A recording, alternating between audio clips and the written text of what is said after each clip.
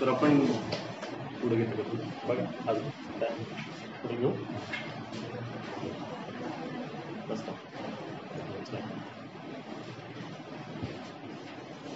तर आपण मागच्या वेळी अमूर्त आवरण म्हणजे काय ते पाहत होतो. आवाज येतोय ऐकू का नाही येतो? अमूर्त आवरण म्हणजे काय ते आपण मागच्या वेळी पाहत होतो. अमूर्त आवरण होतं कशा पद्धतीने, त्याची संकल्पना काय काय, शरीरामध्ये ती पॅथॉलॉजी घडत असताना कशा पद्धतीने घडू शकते हे आपण थोडक्यात मागच्या 1-2 लेक्चरमध्ये पाहिलं की प्रदुष्टः स्त्रोतांसी स्त्रोतांसी एव प्रदुष्येति, प्रदुष्टः धातवः धातवान एव प्रदुष्येति. अमूर्त आवरण म्हणजे नेमकं काय असतं की ते जाणण्याच्या 2 पद्धती असतात. ते आपण पाहिलं होतं की एक स्त्रोतच दुष्ट झालं म्हणजे जो वायू ज्या स्त्रोतसामधून वाहतोय ते स्त्रोतच दुष्ट झालं आणि त्या स्त्रोतदुष्टीचा परिणाम शरीरातल्या अन्य स्त्रोतसांवर व्हायला लागला तर त्याला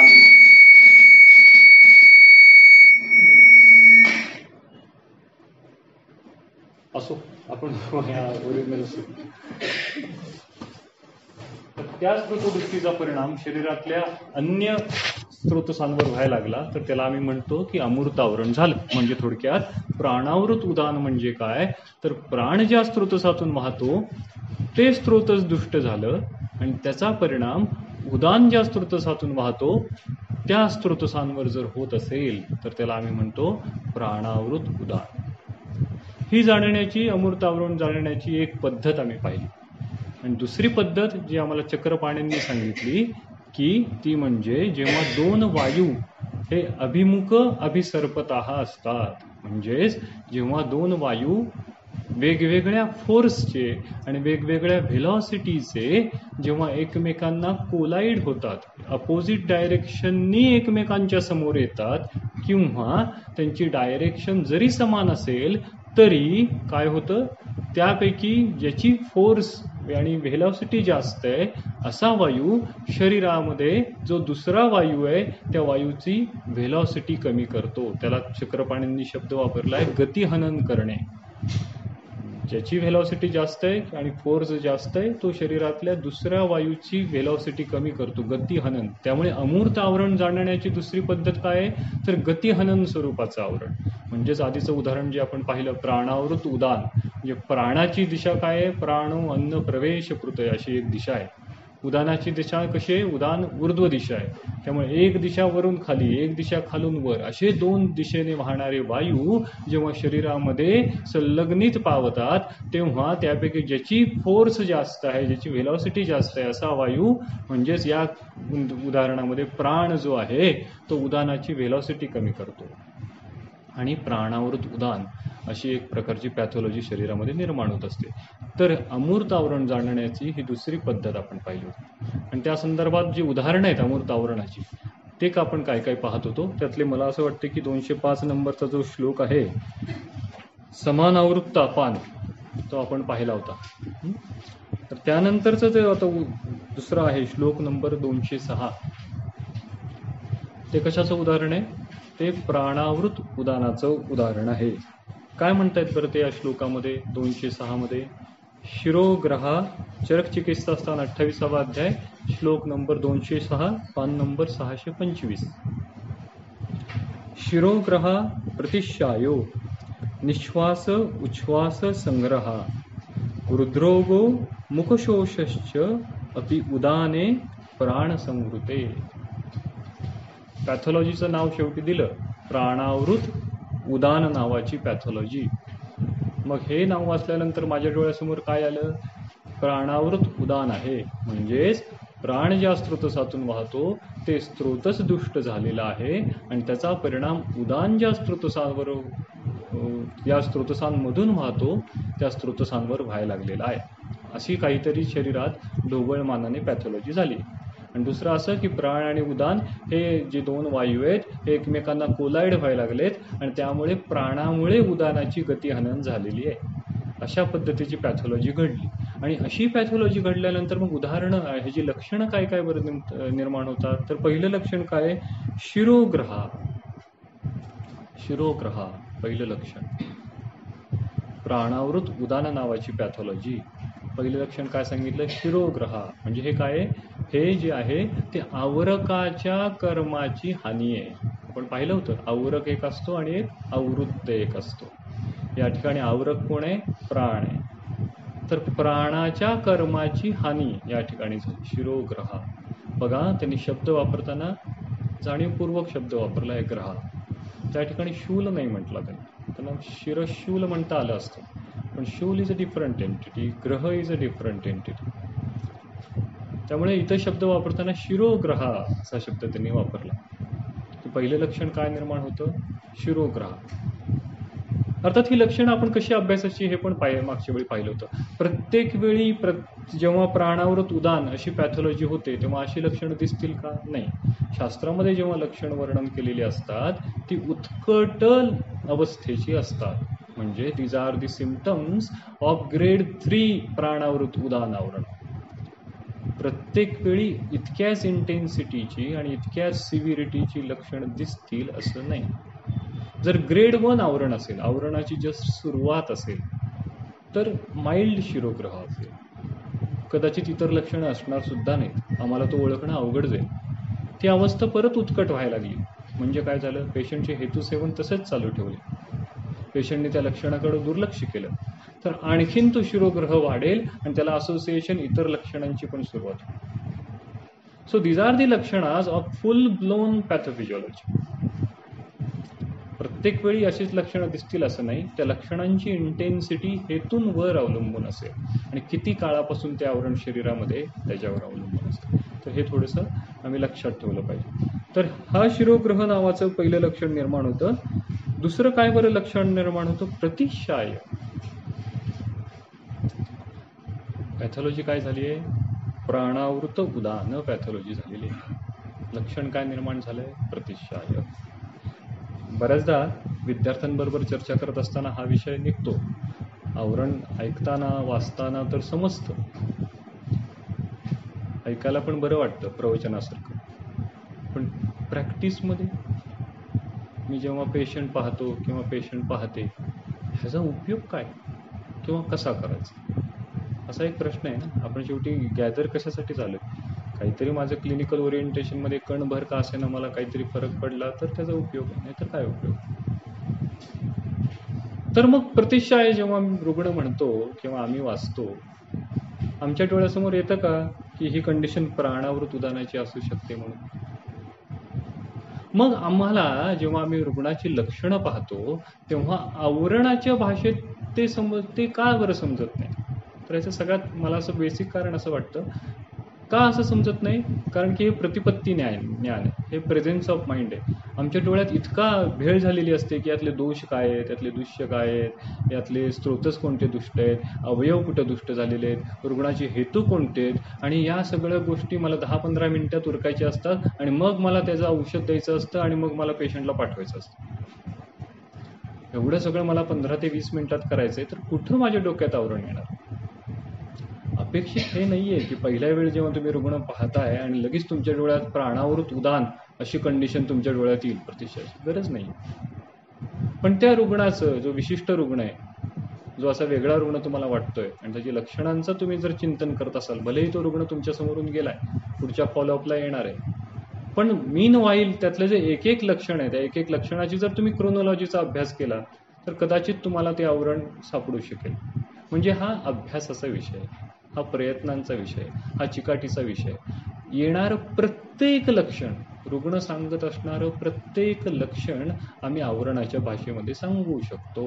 हे आवरणाचं वैशिष्ट्य आहे. म्हणजे चरकचिकित्सास्थानाचा 28वा अध्याय, चरकचिकित्सास्थानाचा 15वा अध्याय आणि सूत्रस्थान एवढं जरी मला माहीत असलं तरी मी प्रॅक्टिस कॉन्फिडेंटली करू शकतो. फक्त त्यातलं जे क्रक्स आहे, त्यातलं जे तत्व आहे ते मला कळलं पाहिजे. तत्व कळणं खूप महत्वाचं. म्हणून ते म्हणतात बघा चरक सूत्रस्थानात, काय म्हणतायत? तत्वावबोधो हर्षणाना. आनंदाचं खरं कारण काय? तत्वावबोध होणं. तत्व कळणं हा आनंद आहे. चांगला सिनेमा पाहणं, चांगलं खाणं हा आनंद नाहीये, तो क्षणिक आनंद आहे, तो लॉंग स्टँडिंग आनंद नाहीये. लॉंग स्टँडिंग आनंद काय देणार? जर मला यातलं क्रक्स कळला, यातलं गमक कळलं, यातली ज्ञानबाची मेघ मला कळाली, तर तो खरा आनंद आहे. तर यातली आवरणातली ज्ञानबाची मेघ काय आहे? तर आवरणातल्या ज्ञानबाची मेघ अशीच आहे की येणारं प्रत्येक लक्षण, रुग्ण आम्लपित्त सांगत असेल आम्लपित्त, रुग्ण संधिशूल सांगत असेल संधिशूल, रुग्ण अजीर्ण लक्षण सांगत असेल अजीर्ण, मलावष्टंभ सांगत असेल मलावष्टंभ, प्रत्येक लक्षण मी आवरणाच्या परिभाषेत पुढं मांडू शकतो. जीर्ण अजीर्ण आहे, बऱ्याच काळापासून त्याला अजीर्णाचा त्रास आहे आणि त्यामुळे संधिशूल हे लक्षण निर्माण झालं. म्हणजे काय झालं? म्हणजे समान ज्या स्रोतसातून वाहतोय ते स्रोतच बिघडलं आणि त्याचा परिणाम व्यान ज्या स्रोतसातून वाहतोय त्या स्रोतसांवर व्हायला लागला. म्हणजे मी आवरणाच्या परिभाषेमध्ये हे काय मांडू? समान आवृत्त अपवाद. मग मला चिकित्सा सगळ्यात पहिल्यांदा काय करायची? समानाची करायची. हे शेवटी अर्थमॅटिक आहे, हे शेवटी गणित आहे. हे जोपर्यंत मला कळत नाही तोपर्यंत मी सुरुवात कुठं करू, स्टार्टिंग पॉईंट काय असेल माझ्या चिकित्सेचा ते मला कळत नाही. त्यामुळे आवरण जाणणं का महत्वाचं आहे. भले तुम्ही लक्षण लिहा, अग्निमांद्य आहे, त्याच्या पुढे परिभाषा लिहा थोडक्यात कंसात सुरुवातीपासून, किंवा ते डोक्यात तरी ठेवा. म्हणजे मला सुरुवात काय करायची, सगळ्यात पहिल्यांदा काय बिघडलं ते मला कळलं, आणि जो घटक पहिल्यांदा बिघडलेला असतो त्याची चिकित्सा पहिल्यांदा करणं आवश्यक असतं. त्यामुळे आवरण करणं महत्वाचं. म्हणून इथं लक्षण काय सांगतात बघा, ते प्राणावृत उदानामध्ये लक्षण प्रतिशाय, आमच्या डोक्यात सुद्धा येत नाही. प्रतिशाय हा प्राणावृत उदानामध्ये निर्माण होणारं हे लक्षण आहे. प्रतिशाय हा वाताचा व्याधी आहे. प्रतिशाय हा वाताचा व्याधी आहे, हा प्राणवायूचा व्याधी आहे. प्रतिशायाची संप्राप्ती ही शिरस्थ संप्राप्ती आहे. शरक चिकित्सा स्थानाचा जो 26वा अध्याय आहे ना, तो काढा. चिकित्सा स्थान अध्याय 26.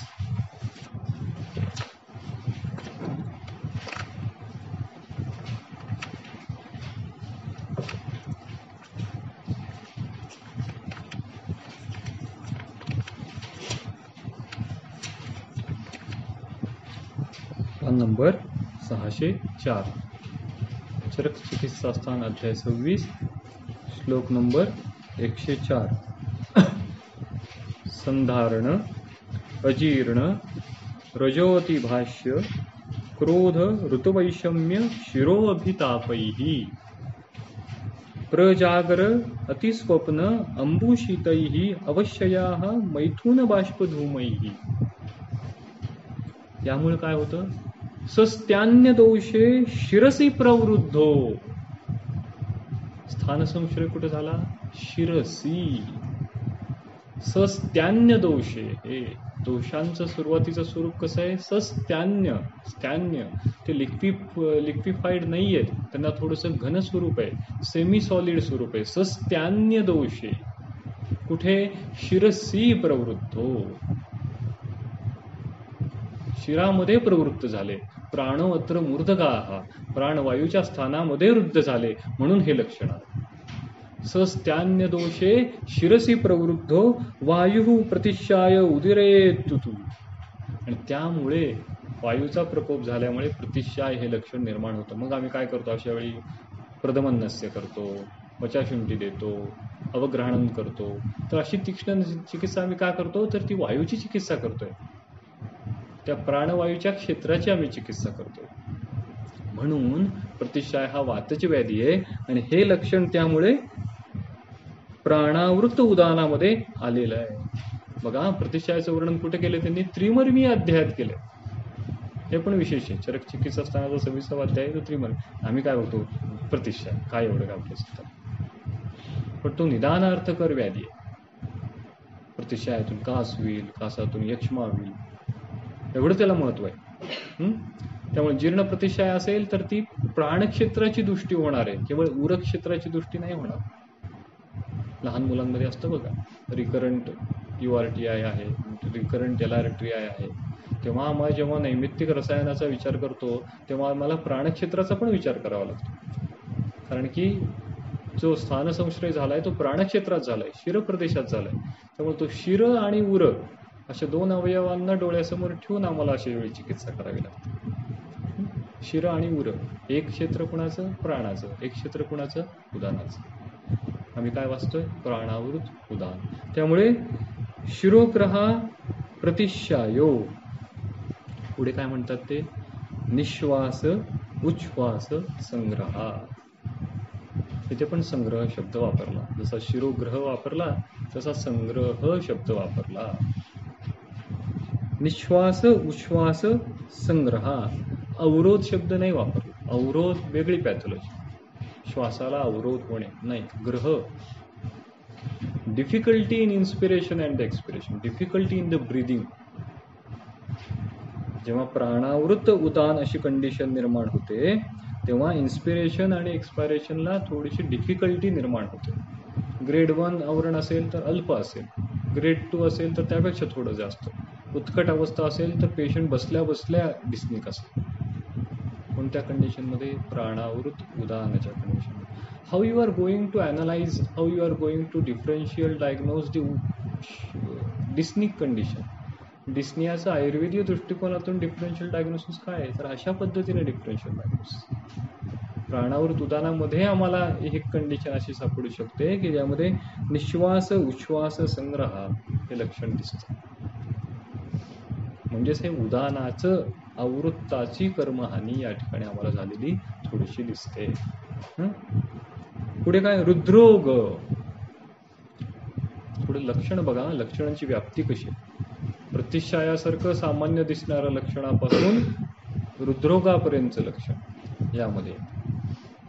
म्हणजे चुटूरपुटूर व्याधीपासून मोठ्या मोठ्या 4-5 फायली घेऊन येणारा रुग्ण तुमच्या अंडर लार्ज अम्ब्रेला ऑफ प्राणावृत्त उदानामध्ये येऊ शकतो. त्यामुळे ते काय म्हणतात? हृद्रोग. हृद्रोग का बरं निर्माण होईल? प्राणवत्र मूर्धका आहे पण त्याचं संचरण स्थान उर पण आहे आणि उदानाचं पण संचरण स्थान उरच आहे.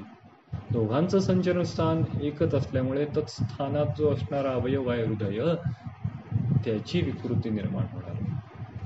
म्हणून हृद्रोग can also be manifested in the pathophysiology of प्राणावृत उदान. पण हे शुद्ध वातज असणार, केवळ वातज हृद्रोग असणार. त्यामुळे या हृद्रोगामध्ये शूल जास्त असणार. शूल प्रधान हृद्रोग हा जास्त प्रिडॉमिनंट असणार. त्यामुळे प्राणावृत उदानातला हृद्रोग हा वातज हृद्रोग, शुद्ध वातज हृद्रोग. मग त्याचं डिफरन्शियल डायग्नोसिस कसं करायचं ते पण त्यांनी एका ठिकाणी सांगितलं की वातज हृद्रोग आहे का पित्तज हृद्रोग आहे का कफज हृद्रोग आहे. कशावरून ठरवा तुम्ही? हे अवस्था पाकानुसार ठरवा. लक्षणं काही खाल्ल्यानंतर लगेच वाढतात का? लक्षणं दुसऱ्या अवस्थापाकात वाढतात का? लक्षणं तिसऱ्या अवस्थापाकात वाढतात का? यावरून तो वातज आहे का पित्तज आहे का कफज आहे हे ठरवा. शरचिकित्सासनाचा 26वा अध्याय जो आपण आता काढला होता ना तोच परत एकदा करा.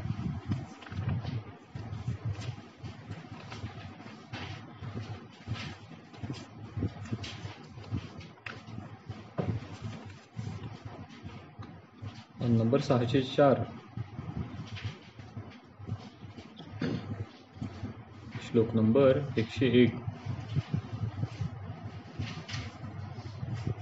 काय म्हणतात बरं ते? हृद्रोगाचं वर्णन करतात बरं का. भुक्ते अधिकम जीर्यती शूलम अल्पम. काय काय हृद्रोग? भुक्ते अधिकम खाल्ल्यानंतर वाढतो, जीर्यती अल्पम शूलम. मात्र आहाराचं जीर्णावस्था आली की अल्पशूल निर्माण करतो. आहाराचा जो पहिला अवस्थापाक आहे मधुरावस्थापाक किंवा कफाचं उदीरणाचा काळ यामध्ये त्याच्या वेदना वाढतात. साहजिक आहे, शरीरातल्या कफाला बळ मिळणार आहे. त्यामुळे भुक्ते अधिकम शूलम अशी अवस्था. जीर्णे स्थितम चेत सुरदारू पुष्टकम स तिलवकम द्वे लवणे विडंगमुष्णांबुना स अतिविषम पिबेत सहा. जीर्णे अधिकम जर असेल, आहार जीर्ण झाल्यानंतर हृद्रोग वाढत असेल म्हणजे हृद्रोगातले शूल हे लक्षण वाढत असेल, इतर जी हृद्रोगाची असोसिएटेड सिम्पटम्स आहेत ती सिम्पटम जर वाढत असतील तर काय? जीर्णे अधिके स्नेहविरेचन स्यात्. त्याला स्नेहविरेचन द्या. का बरं स्नेहविरेचन द्या? कारण हा शुद्ध वातज हृद्रोग आहे. म्हणून स्नेह शब्द त्या ठिकाणी आला. स्नेह शब्द त्या ठिकाणी आला. स्नेह विरेचन. त्यामुळे ही पिक्युलॅरिटी आहे, हा सिद्धांत आहे. हे असं हॅपहॅझर्डली आलेले नाही आहेत शब्द. प्रत्येकाचे दुसऱ्याशी कनेक्शन आहे. ते कनेक्शन फक्त आम्हाला एस्टॅब्लिश करता आलं पाहिजे, म्हणजे ते चित्र आमच्या डोळ्यासमोर उभं राहतं. त्यामुळे हा जो हृद्रोग आला प्राणावृत उदानातला, हा शुद्ध वातज हृद्रोग आहे. तो शूल प्रधान हृद्रोग आहे. ओके ना. पुढे काय म्हणतात बरं ते? मुखशोष. परत तेच, प्राण व उदान या दोघांचं संचरण स्थान मुख आहे. मुख प्रदेशात वाढलेल्या वायूमुळे शोष हे लक्षण निर्माण होणार आहे. मुखशोष हे लक्षण. मग त्याची चिकित्सा काय बरं सांगितली त्यांनी? तत्र ऊर्ध्वभागिकं कर्मं कार्यम आश्वासनं तथा. प्राणावृत उदान, त्याची चिकित्सा काय? ऊर्ध्वभागिकम कर्मम. ऊर्ध्वभागिकम कर्म करा म्हणजे काय करा बरं? टीकेमध्ये काय दिलंय बघा बरं. ऊर्ध्वभागिकम कर्माची टीका काय? उपयुक्त स्नेहपान नस्यादिकम. स्नेहपान, नस्य, अभ्यंग, नाडीस्वेद इत्यादी उपचार करा. प्राणाच्या क्षेत्रावर अतिरिक्त स्नेह सोडा, जेणेकरून प्राणाची गती अनुलोमित होईल. प्राणाचं आवरण फोडायचंय तुम्हाला, म्हणून ऊर्ध्वभागिकम कर्म, प्राणाच्या क्षेत्रात स्नेह सोडा. आणि या व्याधीमध्ये जर हृद्रोगासारखे, डिस्नियासारखे, निश्वास उश्वास संग्रह असे थोडेसे पॅनिक करणारे लक्षणं दिसतात, म्हणून त्यांनी पुढची चिकित्सा काय सांगितली? आश्वासन. Council the patient. आतापर्यंत आश्वासन हा शब्द नाही आला आवरणाची चिकित्सा करताना, या ठिकाणी पहिल्यांदा आला. घाबरू नकोस, काही होत नाही. हे जे सांगणं असतं ना रुग्णाला, हे आश्वासन आहे. कारण की इथं हृद्रोग आहे. हे मेकॅनिकल नाही आहोत आपण. हे रोग आला आणि ह्याच्यावरचं हे औषध घ्यायचं तर घे, नाही तर नको घे. हे पंचकर्म करायचं तर कर, नाही तर नको. जनरली गव्हर्नमेंट ड्युटीमध्ये हा अप्रोच डेव्हलप होतो. मला काय ना त्याचं, केलं तर केलं, नाही केलं नाही केलं, मला काय देणं घेणं नाही पडत. पण तसं नाही आहे. हा मेकॅनिकल अप्रोच नाही आहे. हा वैद्य म्हणून आपलं कर्तव्य नाही की आश्वासन देणं. भले माझ्याकडे औषधांचा रिसोर्स कमी असेल, भले माझ्याकडे पंचकर्माचा रिसोर्स कमी असेल, माझ्याकडचे साधन संपत्ती तुलनात्मक दृष्ट्या कमी असेल, पण आश्वासन करायला जास्त लागत नाही. आश्वासन करायला वैद्यवृत्ती फक्त लागते. ती आपल्याकडे असली पाहिजे. ती डेव्हलप करण्याचा जाणीवपूर्वक प्रयत्न केला पाहिजे. तर हे आश्वासन देणं हे प्राणावृत उदानातलं एक चिकित्सा उपक्रम आहे, म्हणून त्यांनी या ठिकाणी सांगितलं. पुढं काय आहे बघा. पुढं आता दुसरं आवरण ते वर्णन करतात. काय? उदानावृत्त प्राण. श्लोक नंबर 208. काय म्हणतात ते? कर्म ओज बलवर्णानां नाशो मृत्यू अथापि वा उदाने आवृत्त प्राणे तम शनैः शीतवारिणा. आधी आपण लक्षणांचा अभ्यास करू. काय म्हणतात ते? कर्म ओज बलवर्णानां नाशो. पॅथॉलॉजी काय? उदान आवृत्त प्राण. उदान ज्या स्रोतसातून वाहतो ते स्रोत दुष्ट झालं, त्याचा परिणाम प्राण ज्या स्रोतसातून वाहतो त्या स्रोतसांवर व्हायला लागला. उदान आणि प्राण हे एकमेकांना कोलाईड झाले आणि उदानामुळे प्राणाचं गतिहनन झालं. अशी काहीतरी पॅथॉलॉजी शरीरामध्ये घडली. आधीचा जो श्लोक आहे त्याच्या एक्झॅक्ट अपोजिट पॅथॉलॉजी घडली. मग लक्षण काय आहे? कर्मनाश. पहिलं लक्षण कर्मनाश होणं. उदानाची कर्म काय आहेत? वाक प्रवृत्ती, प्रयत्न, ऊर्जा, बलवर्ण, स्मृती, क्रिया. तर हे उदानाची जी कर्म आहेत त्या कर्मांचा नाश होणे. पुन्हा तेच, नाश म्हणजे कम्प्लीट लॉस का? तर it depends on the severity and the degree of the आवरण. जर उत्कट अवस्था असेल तर फुल लॉस, कम्प्लीट लॉस. आणि जर आवरणाची सुरुवात असेल, उत्कट आवरण नसेल तर पार्शियल लॉस. वाक्प्रवृत्ती पार्शियल होणं. वाक्प्रवृत्ती हॅम्पर होणारं एक लक्षण आम्ही वर पाहिलं होतं. कुठं पाहिलं होतं बरं? मूक, मिनमिन, जड, गदता एक लक्षण पाहिलं होतं बघा आम्ही. कुठे पाहिलं होतं? प्राणावृत समानामध्ये एक पाहिलं होतं. ते वाक्प्रवृत्ती हंपर होण्याचं दुसरं डिफरन्शियल डायग्नोसिस आम्हाला इथे सापडलं. कर्मनाश, उदानावृत्त प्राण. उदानाची जी कर्म आहेत, आवरकाची जी कर्म आहेत, त्या कर्मांचा पार्शियल लॉस होणे किंवा त्या कर्मांचा कंप्लीट लॉस होणे, हे आम्हाला कळलं पाहिजे की प्रत्येक वेळी लक्षण जे असतं ते कंप्लीट नसतं, कधी कधी पार्शियल पण असू शकतं.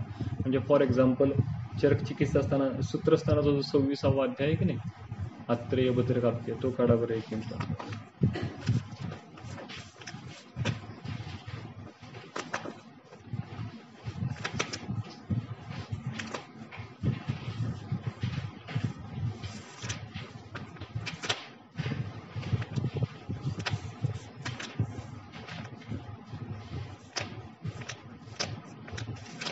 चरक सूत्र 26, पान नंबर 151, श्लोक नंबर 102. विरुद्ध आहाराने निर्माण होणारे दोष किंवा व्याधी विरुद्ध आहाराच्या सेवनामुळे, असं या श्लोकाचं अधिकरण आहे. काय सांगितलं त्यांनी? पहिल्यांदा शांढ्य, आंध्य, विसर्प दकोदराणाम, विस्फोटक उन्माद भगंदराणाम. विरुद्ध आहाराचं नित्य सेवन केलं गेलं तर काय निर्माण होतो? आंध्य. हे एकदा नुसतं जर शब्दार्थ घ्यायचा म्हटलं तर कसं आहे ना, कसं शक्य आहे? मी विरुद्ध आहार सेवन करायला लागलो आणि त्यामुळे आंधळा झालो? How it can be possible? But this आंध्य is not a complete loss, it can be a partial loss also. जेव्हा आम्ही चरकसूत्र 27 वाचतो, अन्नपान विधी, त्यामध्ये आम्हाला कळतं जे विरुड धान्य असतं की नाही, ते विरुड धान्य काय करत असतं? हे अदृष्टीकर सांगितलेलं आहे, दृष्टीला बाधा करणार आहे. विरुड धान्य म्हणजे काय? स्प्राउटेड, अंकुरित धान्य. आपल्या शास्त्रामध्ये जे असे अंकुरित पदार्थ जे असतात, जे मॉडर्नमध्ये खूप त्याची स्तुती करतात, त्यामध्ये याव असतं, त्यामध्ये त्याव असतं, आमच्या शास्त्रानुसार ते त्याज्य आहेत, ते नित्यसेवनीय नाही आहेत. नित्यसेवन त्याचं करू नका म्हणतो आम्ही. कधीतरी खाल्लं तर ठीक, पण नित्यसेवनामध्ये ठेवू नका. मटकी नाही तर रोज सवय असते, सकाळी उठलं, रात्री झोपताना ते रुमालात गुंडाळून ठेवायची मटकी, सकाळी मोड आले की खाऊन टाकायची. का? हेल्थ कॉन्शियस ना? नाहीये बाबा ते हेल्थ कॉन्शियस. ओरिजिनल जो सोर्स आहे मटकीचा, जे बीज आहे ते खाणेबल आहे, आणि मटकीचं फायनल जे क्षूप आहे, वनस्पती आहे, ती खाणेबल आहे. इंटरमिजिएट ज्या सगळ्या अवस्था आहेत त्या त्याज्य अवस्था आहे. सिद्धांत काय आहे? ओरिजिनल सोर्स आणि end product, these are the edible items, ते ग्राह्य आयटम आहे. परंतु मधल्या ज्या अवस्था येतात त्या सर्व अवस्था त्याज्य अवस्था मानतो आम्ही. दूध आणि तूप, दूध इज द स्टार्टिंग पॉइंट, ते घेतलं तर चालू शकतं, आजन्म सात्मे. तूप ते पण सात्मे, ते पण घ्या. मधल्या ज्या अवस्था, दही, ताक, पनीर एक्सेट्रा एक्सेट्रा, त्याज्य. All intermediate samskaras, all intermediate अवस्थाज are the त्याज्य according to Ayurveda. विषय वेगळा आहे तो परत कधीतरी बोलू. पण महत्वाचा विषय काय की विरुद्ध आहारामुळे अंध हे लक्षण निर्माण होतं. म्हणजे काय होतं? तिमिर निर्माण होतो, चष्म्याचा नंबर वाढत जातो. आम्ही काय चिकित्सेवाले असलो तरी आपल्याकडे पेशंट येतात. उद्या प्रॅक्टिसला आपण बसलो की कसेही पेशंट येतात. श्वेतप्रदरापासून ते नेत्रापासून कर्णस्त्रावापर्यंत कशाही पद्धतीचे पेशंट आमच्याकडे येऊ शकतात. तेव्हा मी म्हणत नाही मी एमडी चिकित्सा आहे किंवा मी एमडी वेगळा आहे म्हणून मला हे पेशंट पाहिजेच नाही असं आपण म्हणू शकत नाही. मला पाहावेच लागतात, मला त्याचा अभ्यासही करावा लागतो. तर असं आहे. म्हणजे काय, तर नेत्ररोगाचा पेशंट असेल तर त्याला सांगितलं पाहिजे की तू विरुड अन्न खाऊ नकोस, कारण की या विरुद्धामुळे जो इंद्रियांचा दृष्टी होणार आहे, जो इंद्रियांचा नाश जो होणार आहे तो दोन प्रकारचा आहे, अभिघात आणि अभिताप. चरक सूत्र 28वा अध्याय जो आहे तो काढा.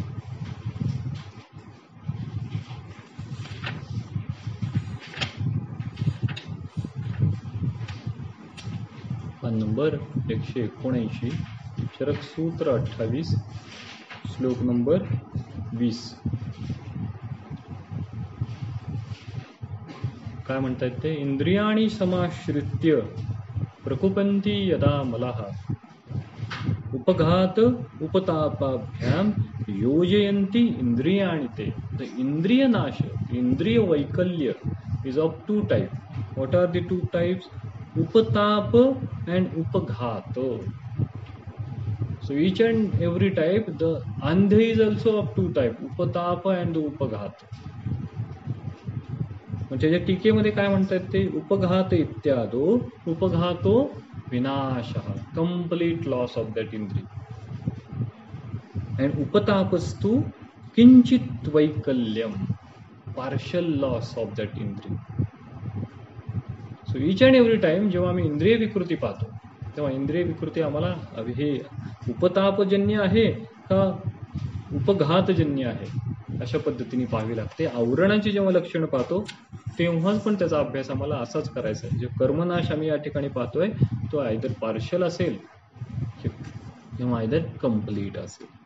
त्यामुळे इथं पहिले लक्षण त्यांनी सांगितलं कर्मनाश. परत काय म्हणतायत ते? उदानावृत्त प्राणाच्या लक्षणामध्ये ओजनाश.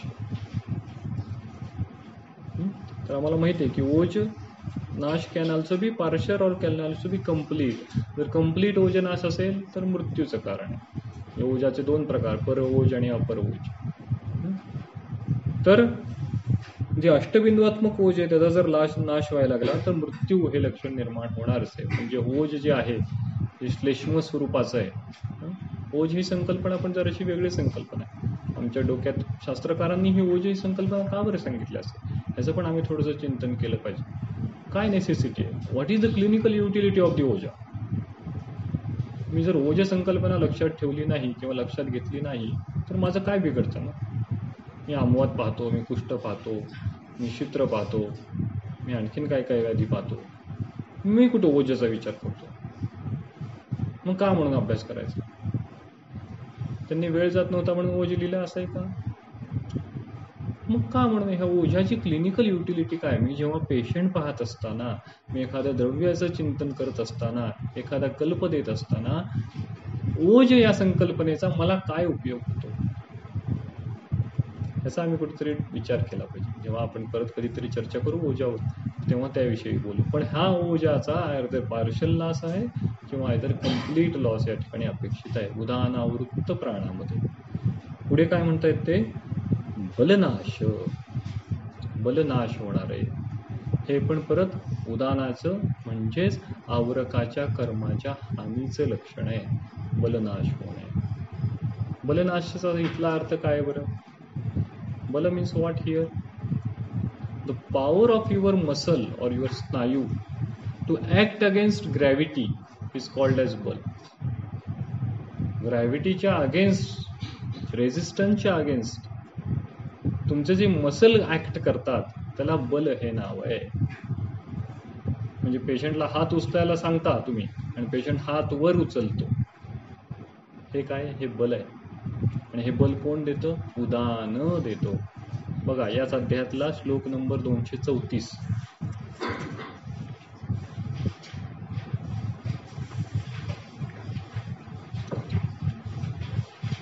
और विशेषा जीवते प्राणम उदाने संश्रितम बलम. द बल और the power is given by the उदान. त्यामुळे पक्षाघातामध्ये या उदानाचा कर्मक्षय असतो, बलक्षय असतो. पेशंटला हात वर उचलायला सांगितलं, पेशंट हात वर उचलू शकत नाही. सो द प्रयत्न अँड द ऊर्जा प्रोव्हाइडेड फॉर दिस कर्म is also given by the उदान. हात वर उचलण्याची इच्छा होणं आणि हात वर उचलण्यासाठी असेसरी हेल्प करणं आणि फायनली हात वर उचलणं या क्रिया आहेत. आपल्याला जरी वर वाटलं की अरे हात वर उचल, म्हणजे तो हात वर उचलतो, पण त्या पाठीमागे काहीतरी प्रोसेस घडते ना. तो चिंतन करतो, विचार करतो, मग त्याच्या संदेश जातात त्या स्नायूकडे, त्या मसलकडे, आणि मग त्याचा हात वर उचलायला लागतो. हात हलवणं व्यानाचं कर्म, पण त्या पाठीमागचा प्रयत्न, त्या पाठीमागचं कर्म आणि त्या पाठीमागचं बल हे उदानाचं आहे. त्यामुळे हा बलनाश या ठिकाणी होतोय कशामध्ये? उदानावृत्त प्राणामध्ये. आयदर पार्शियल असेल, फ्रोजन शोल्डर सारखा, आम्ही त्याचे अँगल पाहतो ना, किती डिग्री आहे, किती डिग्री आहे, किती डिग्री आहे, और आयदर कम्प्लीट असेल, पक्षाघाताचं. Depends on the avarana. बलनाश. Okay, so balahani here also can be seen in udanavritta prana, and also there is a वर्णनाश. मी पाहिलं होतं मागच्या वेळी की वर्ण निर्माण करण्यासाठी शरीरामध्ये एकाच वेळी भरपूर एंटिटी काम करत असतात. अग्नी काम करत असतो, रस काम करत असतो, रक्त काम करत असतो, मांस काम करत असतो, राजक पित्त काम करत असतो, तसंच उदान काम करत असतो. त्यामुळे उदानाच्या ज्या ज्या विकृती आमच्या शरीरामध्ये आहेत, त्या उदानाच्या विकृतीमध्ये त्वकवैवर्ण्य हे लक्षण दिसू शकतं. उदानाची विकृती जेवढी सिव्हिअर, तेवढं त्वकवैवर्ण्य तितकं जास्त भिन्न आणि तितकं जास्त सिव्हिअर. त्यामुळे हे जे त्वकवैवर्ण्य असणार आहे ते कशा प्रकारचं असणार आहे? केवळ शुद्ध वातचं त्वकवैवर्ण्य असणार आहे, जी चरक चिकित्सा स्थानाच्या 7व्या अध्यायात वर्णन केलेलं आहे. तशा पद्धतीचं वातज कुष्ठ या ठिकाणी त्वकवैवर्ण्याच्या ठिकाणी आम्हाला दिसणार. आयदर ते क्षुद्रकुष्ठ असू शकेल, आयदर ते महाकुष्ठातलं असू शकेल, पण ते असणार आहे उदान विकृतीमध्ये. त्यामुळे उदान विकृती वातजकुष्ठाची चिकित्सा आहे काय? आदो सर्पी पानम, सर्पी द्या. का? उदानावर काम करा त्वकवैवर्ण्यातल्या, म्हणून शुद्ध वातजकुष्ठामध्ये सर्पी हिलिंग तिथं वापरली आहे त्यांनी.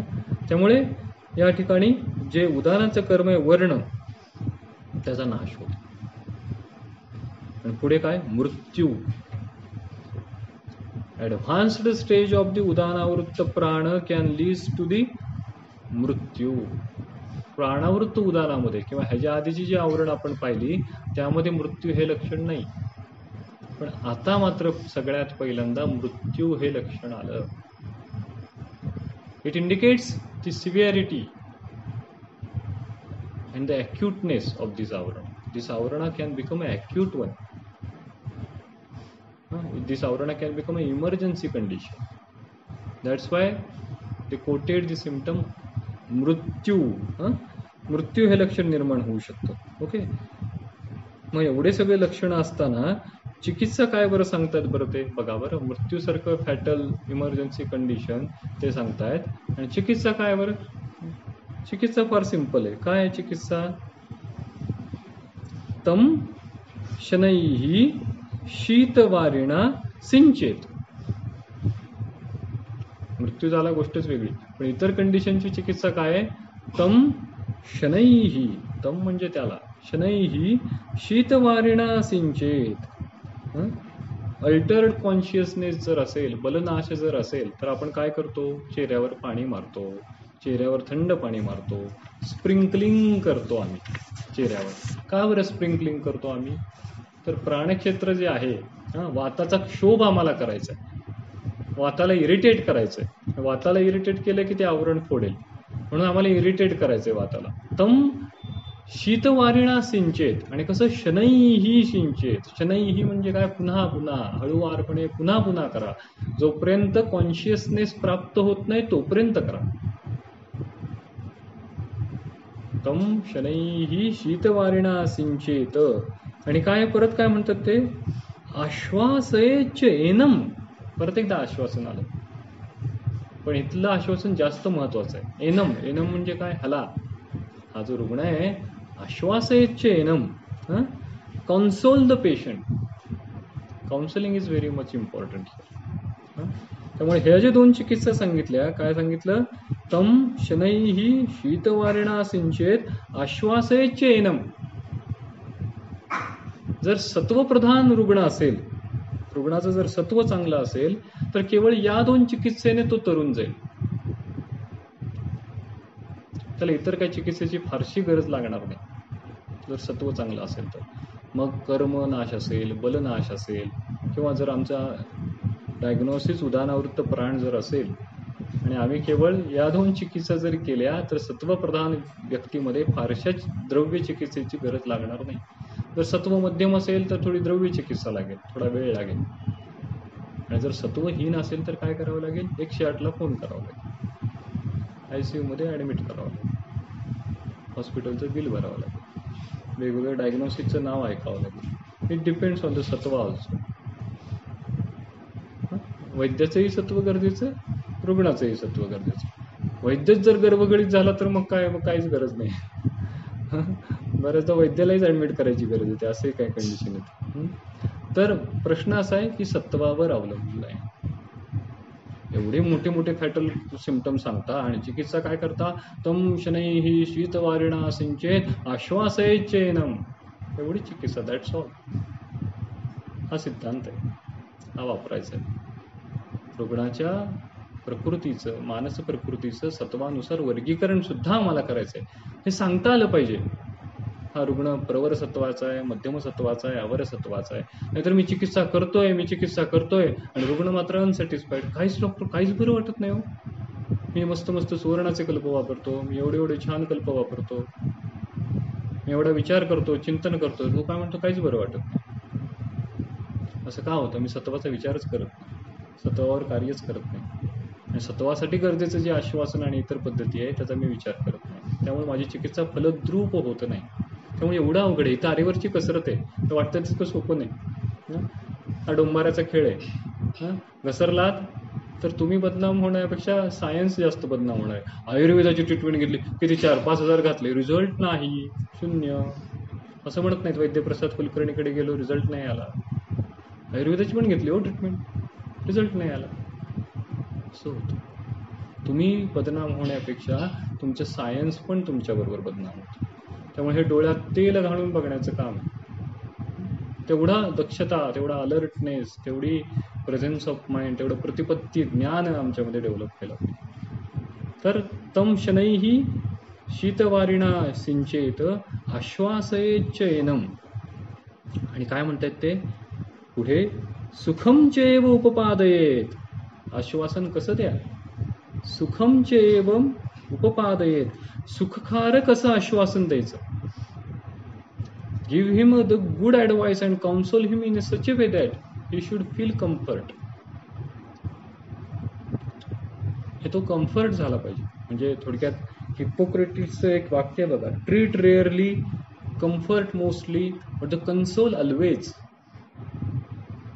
ट्रीटमेंट करा न करा, treat rarely, comfort mostly, comfort देण्याचा मोस्टली प्रयत्न करा, but the console always, always console पेशंटला. आजकाल मोठे स्पेशालिस्ट नावं मोठं असतातही ती ज्ञानाने मोठी, प्रॅक्टिसने मोठे, पण बऱ्याचदा पेशंटची शंका काय असते किंवा पेशंटचा त्यांच्याविषयीचा आरोप काय असतो, बोलतच नाहीत. 500 रुपये आम्ही कन्सल्टेशन फी दिली, 2 मिनिटात बाहेर काढलं, बोलतच नाहीत. आणि आम्ही काय म्हणतो, तम सुखम चैवम उपपादये, एवढा विचार आम्ही करतो.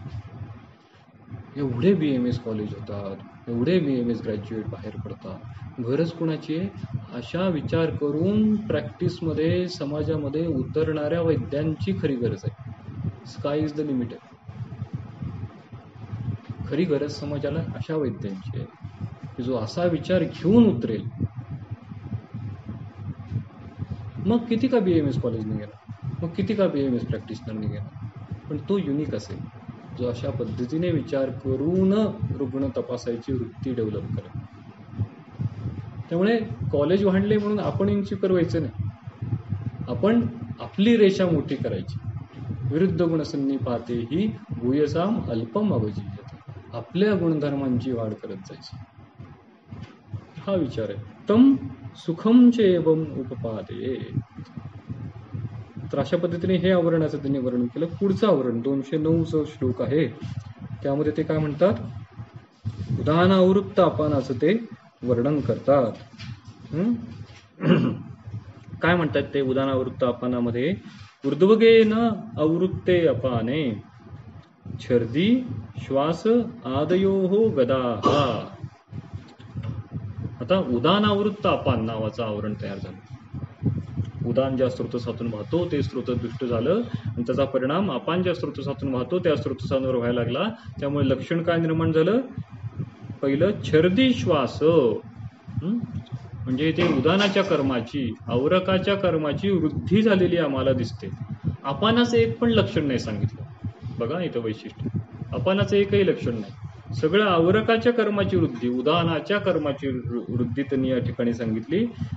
हिक्का श्वास, छर्दी श्वास आदयोहो गदाहा. आदयोहोची टीका आहे का बघा बरं. आदयोहो, आदयो म्हणजे काय म्हणतात बरं पाठीमागे, श्वासादया इति श्वास हिक्कादयाहा, म्हणजे उरस्थानामध्ये व्यक्त होणारे सगळे व्याधी, n number of diseases can also be enlisted here.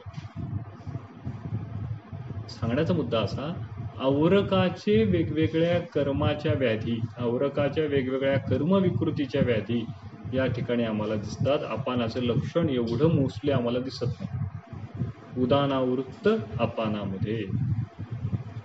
मग ह्याची चिकित्सा काय करायची आहे बरं. इथं चिकित्सा अपानाचं एक जरी लक्षण नसलं तर चिकित्सा अपानाची आहे. काय चिकित्सा आहे बरं या ठिकाणी. शिव वाहते तत्र बस्त्यादी भोज्यम अंचेव अनुलोमनम. अपानाचं अनुलोमन आम्हाला या ठिकाणी अपेक्षित आहे. म्हणून बस्त्यादी चिकित्सा आणि भोज्य अनुलोमन, आहारामध्ये अनुलोमन करणारे जी द्रव्य आहेत, डाळिंब असेल, निंबू असेल, सैंधव असेल, तर अशा पद्धतीची द्रव्य ठेवायला सांगायची. मातुलुंग असेल, भोज्यमचे एव अनुलोम. म्हणजे बघा आपण छर्दी श्वास, एक छर्दी लक्षण आपण पाहिलं होतं कुठं, चरक चिकित्सा स्थानाच्या 20व्या अध्यायामध्ये. ते लक्षण कशात होतं, कसं आपण त्याचं डायग्नोज केलं होतं. अपानावृत्त उदान, चरक चिकित्सा स्थान 20वा अध्याय काढा.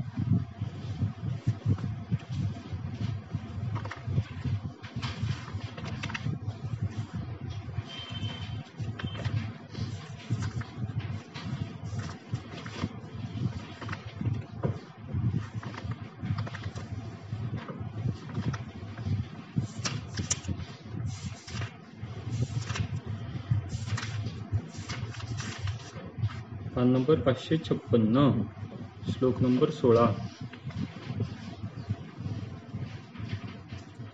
विट स्वेद मूत्र अंबुवाहानी वायु स्त्रोतांसी समृद्ध यद ऊर्ध्वम इति. विटवाहानी स्त्रोतांसी वायु समृद्ध, स्वेतवाहानी स्त्रोतांसी वायू समृद्ध, मूत्रवाहानी स्त्रोतांसी वायू समृद्ध असं झालं. आणि काय होतं, उत्सन्न दोषस्य समाचितम तम दोषम समुद्भूय नरस्य कोष्ठा. अपान ज्या स्त्रोतसातून वाहतोय ते स्त्रोत दुष्ट व्हायला लागलं आणि त्याचा परिणाम काय झाला, उदान ज्या स्त्रोतसातून वाहतोय त्या स्त्रोतसांवर व्हायला लागला. त्यामुळे काय लक्षण निर्माण झालं, छर्दी हे लक्षण निर्माण झालं. विकृती कुणाची झाली आधी, विटवह स्त्रोतसाची, मूत्रवह स्त्रोतसाची. म्हणजेच हे आवरणाच्या भाषेत काय आहे, अपानावृत्त उदान आहे. अपानावृत्त उदानामध्ये छर्दी हे लक्षण दिसतं. तसंच इथे त्यांनी काय सांगितलं, उदानावृत्त अपानामध्ये पण छर्दी हे लक्षण दिसू शकतं. सही differential diagnosis. Chhardi can be udanavritta apana, can be apanavritta udana. घाबरायचं नाही, दोघांची चिकित्सा एकच आहे. इथे पण चिकित्सा बस्तीचे व अनुलोम आहेत, तिकडे पण अपानावृत्त उदान जर असेल तर अपानाचंच अनुलोमन अपेक्षित आहे. पण हे डायग्नोस करा अगर ते डायग्नोस करा, चिकित्सा एकच राहणार. काय म्हणतात चिकित्सेमध्ये, बस्ते आधी भोज्यमचे व अनुलोम आहे. अपानाचं अनुलोमन या ठिकाणी अपेक्षित आहे. आता पुढचं श्लोक नंबर 210 यामध्ये काय सांगितलं त्यांनी, अपानावृत्त उदान रिव्हर्स कंडिशन. अपान ज्या स्त्रोतसातून वाहतो ते स्त्रोतच बिघडलं, त्याचा परिणाम उदान ज्या स्त्रोतसातून वाहतो त्यावर व्हायला लागला. काय होतात मग लक्षणं अशा अपानावृत्त उदानामध्ये, मोह अल्पो अग्निही अतिसारहा ऊर्ध्वगे अपान संवृते वाते. काय लक्षण निर्माण झालं, मोह हे लक्षण निर्माण झालं अपानावृत्त उदानामध्ये. मोह हे लक्षण. मोह म्हणजे काय, कार्य अकार्य अनभिज्ञत्व. भागवताने व्याख्या केली ती, कार्य अकार्य अनभिज्ञ, काय करावं काय नाही हे कळत नाही. म्हणजे कोणता पिक्चर आठवला आम्हाला, रंगीला. रंगीलातलं गाणं कोणतं आलं आठवलं, क्या करे या क्या ना करे ये कैसी मुश्किल आहे. हे काय, हे मोहाची व्याख्या आहे. कर्तुम अकर्तुम इति अवस्था, always in a state of dilemma. To be or not to be, that is the condition. शेक्सपियरने सांगितलेलं हॅमलेट. हा मोहाची अवस्था आहे. ही अवस्था always patient in a state of confusion, हे जे आहे हे लक्षण कशामध्ये निर्माण झाले, हे अपानावृत्त उदानामध्ये निर्माण झाले. कारण की उरास्थानम उदानस्य, आणि उर प्रदेशामध्ये हृदय आहे. हृदय हे साधक पित्ताचं स्थान आहे. त्यामुळे आता या साधक पित्ताची विकृती त्या ठिकाणी निर्माण व्हायला लागली. उदानाची विकृती आहे, उदानस्थ हृदय आहे, हृदयाच्या ठिकाणच्या साधक पित्ताची जी विकृती आहे ती झाल्यामुळे मोह हे लक्षण निर्माण होतं. कशामध्ये? अपानावृत्त उदानामध्ये. कन्फ्युजनची चिकित्सा काय? कन्फ्युजनचं डायग्नोसिस एक हे अपानावृत्त उदान.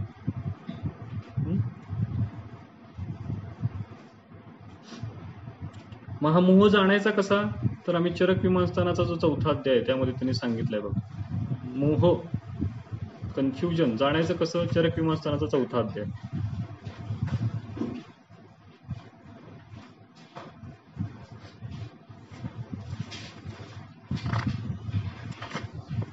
त्यातला 8वा श्लोक.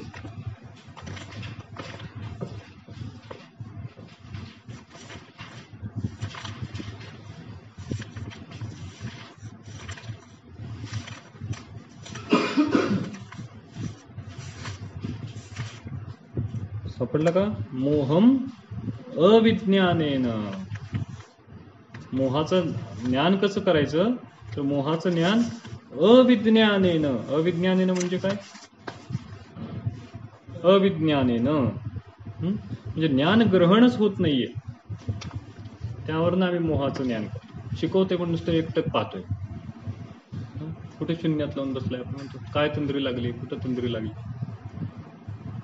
हे एक प्रकारचं मोह आहे. तर हा जो मोह आहे तो बिचाराला त्याचा दोष नाही, कदाचित अपानावृत्त उदान अवस्था असू शकते, होय की नाही. तर त्या अवस्थेमध्ये मोह हे लक्षण निर्माण होतं. पुढं काय लक्षण आहे बघा त्यामध्ये, या अपानावृत्त उदानामध्ये.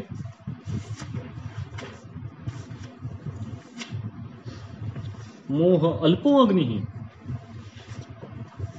अल्पो अग्नी लक्षण सांगतं. पूर्ण अग्निनाश नाहीये, अल्पो अग्नी. हे लक्षण का निर्माण झालं? अपान विकृत आहे. अपान आणि उदान हे एकमेकांना कोलाइड होत आहे. अपानाने उदानाला आवृत्त केलंय, त्यामुळे अपान हा आता फोर्सफुली उदान क्षेत्राकडे चाललाय, आणि या उदान क्षेत्राकडे जाताना मध्ये समानाचं क्षेत्र लागतं. त्यामुळे समानाच्या क्षेत्रावर त्याचा एक इम्पॅक्ट पडणार आहे, साईड इफेक्ट. आणि तो साईड इफेक्ट अल्पाग्नी स्वरूपाचा. त्या प्रवासातला हा साईड इफेक्ट, ट्रॅक मधला हा साईड इफेक्ट. म्हणून अल्पाग्नी हे लक्षण त्या ठिकाणी निर्माण होतं. मोह, अल्पाग्नी आणि अतिसार. अतिसार हे लक्षण म्हणजे, अतिसार हे लक्षण कशाचं आहे? अपान अतिप्रवृत्तीचं लक्षण आहे. आवरकाच्या कर्मवृत्तीचं लक्षण या ठिकाणी निर्माण झालं. अतिसार म्हणजे काय? याचा अर्थ जास्त प्रमाणात द्रवमल प्रवृत्ती तर होईलच, परंतु मल जो सम्यक काळापर्यंत धारण केला पाहिजे अपानाने, तो सुद्धा तो धारण करत नाहीये. वारंवार त्याचे वेग निर्माण करेल. So increased not only the quantity of the purusha, but increased the frequency of the purusha. So one of the differential diagnosis, ते आम्ही कुठेतरी हे कंपायलेशन केलं पाहिजे की अतिसाराचं मी डिफरन्शियल डायग्नोसिस काय करू. तर one of the differential diagnosis is apanavritta उदान.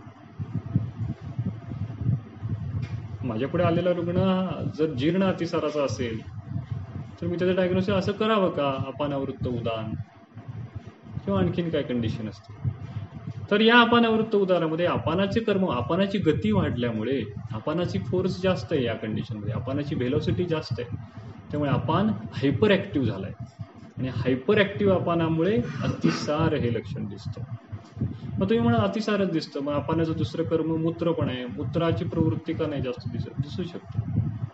पण कंडिशन अशी आहे, अपानाची गती जर पुरुष वहातून जास्त असेल तेव्हा काय असतं? तेव्हा अल्पमूत्र असतो. whenever there is a excessive द्रवमल प्रवृत्ती, मूत्र प्रवृत्ती ऑटोमॅटिकली गेट सबसाइड. काढा चरक चिकित्सा स्थानाचा 19वा अध्याय.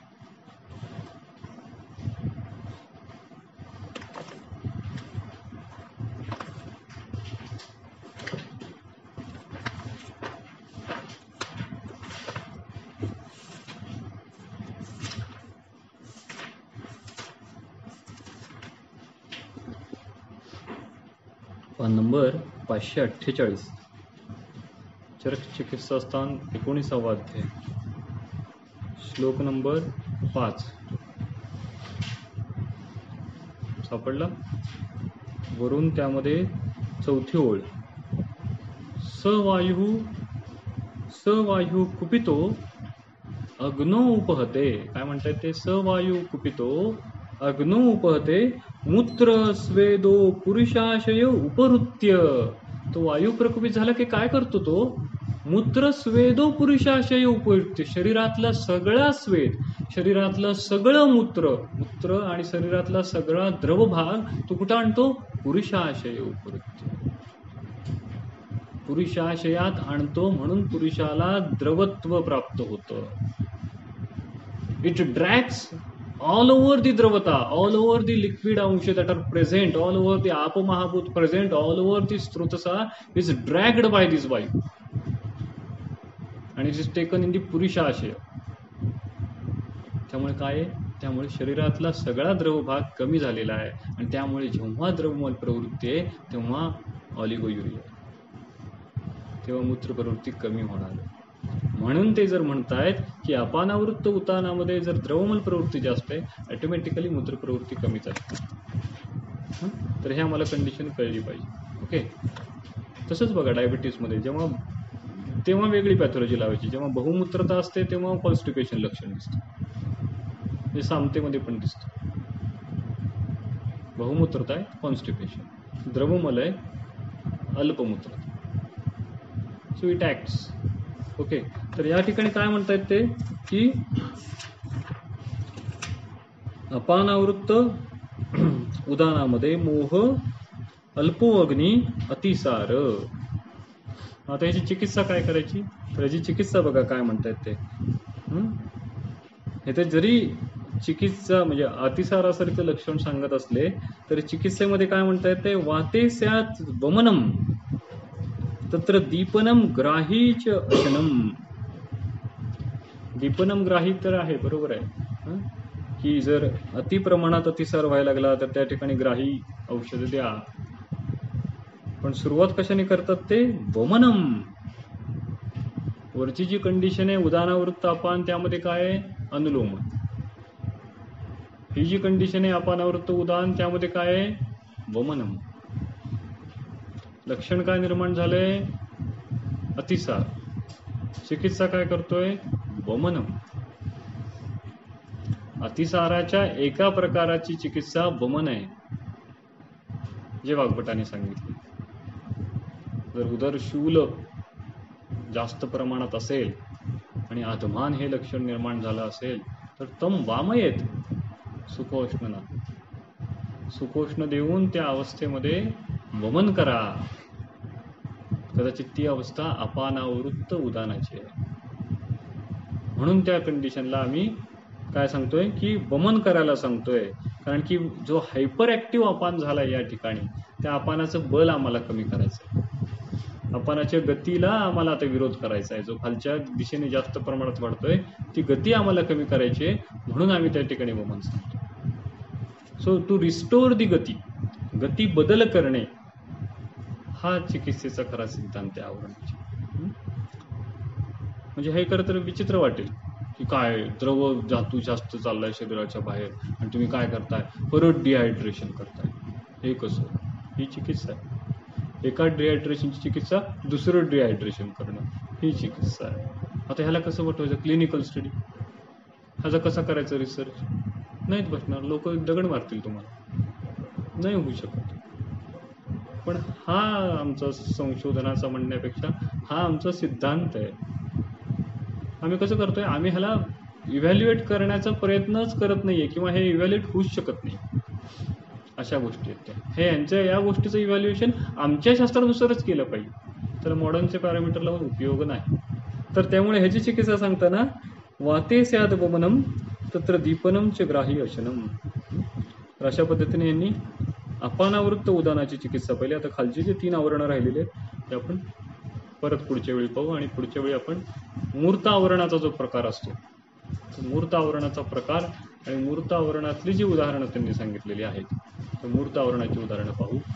फक्त थोडक्यात आपण आवरण पाहायचं, तरी पण खूप घाई केली आपण. तर एकेका लक्षणांवर डिफरन्शियल डायग्नोसिसवर खरं तर बोलता यायला पाहिजे किंवा ते अपेक्षित आहे. पण तुम्हाला जर चिंतनाला दिशा यातनं मिळाली असेल तर एक एक लक्षणाचं तुम्ही तुमच्या परीने चिंतन करा, की अतिसार हे लक्षण कुठं कुठं दिसू शकतं, मोह हे लक्षण कुठं कुठं दिसू शकतं, निश्वास उश्वास संग्रह हे लक्षण कुठं कुठं दिसू शकतं. त्याचं जर मला डिफरन्शियल डायग्नोसिस माझ्या वहीमध्ये मला करता आलं तर उद्या जेव्हा मी असा रुग्ण पाहीन तेव्हा माझ्यापुढे या 4-5 कंडिशन येतील आणि मग मी त्यातलं प्रिसाईज डायग्नोसिस करू शकतो.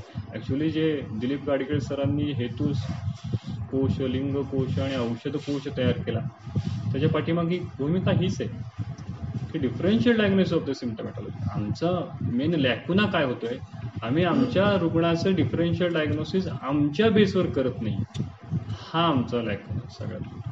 तर तो लॅकुना ओव्हरकम करायचा असेल तर आम्हाला आमच्या चिंतनाची दिशा, आम्हाला आमच्या विचारांची दिशा आणि सतत त्या चिंतनात राहणं हाच एक त्या पाठीमागचा उपाय आहे. सतत तो चिंतन करायचं रुग्णाचं आणि त्या लक्षणांचं आणि चरकांचं, तर कुठेतरी आपल्याला त्याचा मार्ग सापडू शकतो. ओके, भेटू. थँक्यू.